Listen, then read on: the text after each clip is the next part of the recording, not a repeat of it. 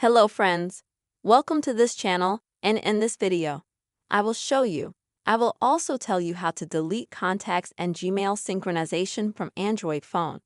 Friends, please don't forget to put your likes below the video.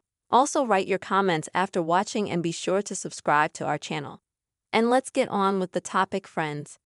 And if for any of the reasons you decided that you don't want to have Gmail contact synchronization on your Android device, then it's very easy to disable that.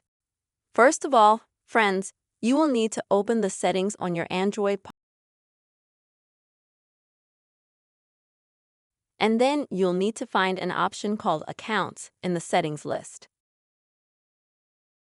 It may have a different name for everyone. It might not be called the same as mine, but as long as it has the word Accounts in it.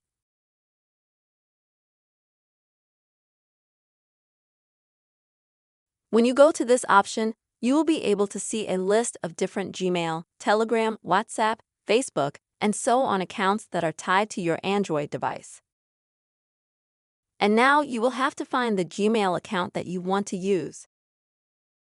Just click on it. Next, select this option here to synchronize your account.